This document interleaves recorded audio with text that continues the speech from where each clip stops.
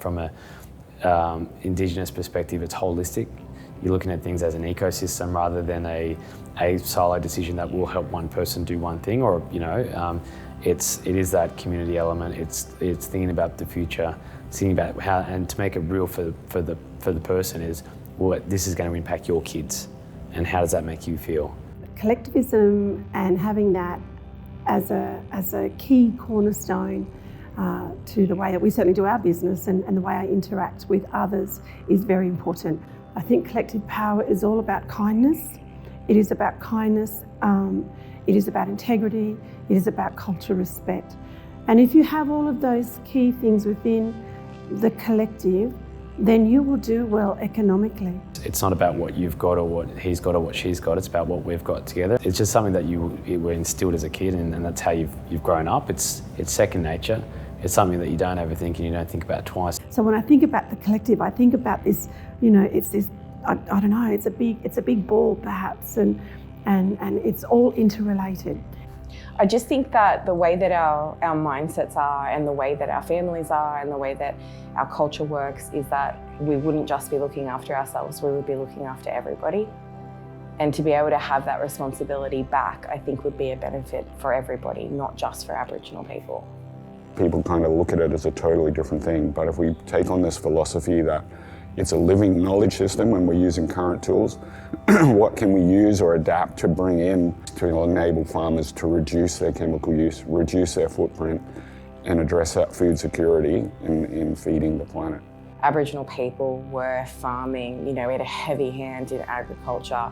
We knew how to store food, we knew what the land needed. All of that was then, put aside, and we could benefit and take care of our community. When invasion happened, that was then removed and people started to farm for themselves.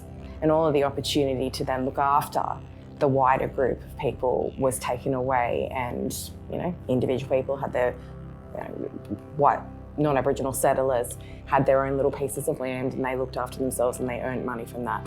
And that completely disrupted generations of our connection to our land and being able to look after ourselves and our own people. It's about our grandkids and their grandkids and so on. It's not just about, well, let's win this next election cycle or, just to the next AGM, as I mentioned earlier, but it's about making a better life for our people into the future. It's about being comfortable with that person, looking back at you in the mirror, and are you proud of that person? Is that person doing what he can and should do for his community, and not losing sight of, I guess, who you are and where you came from.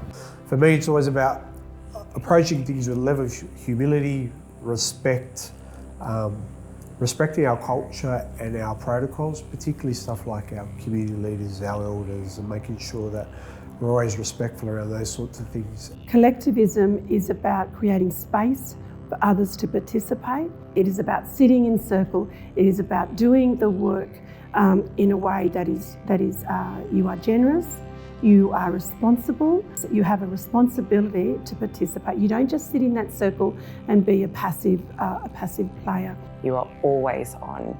There's no disconnection. You don't get to go to Woolworths and pack shelves, or go to a doctor's surgery and, see your patients. It's 24 hours. You have a cultural responsibility to do the right thing by your people. It is about, you have a responsibility to share what you know that goes towards a solution that is aimed at improving outcomes in whatever context that might be.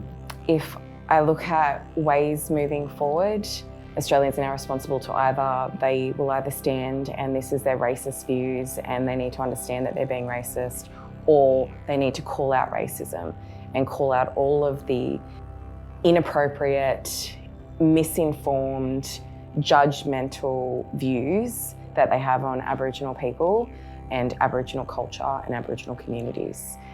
If we don't have that collectiveness from Aboriginal Australia and non-Aboriginal Australia, then there is no way forward. There's no reconciliation.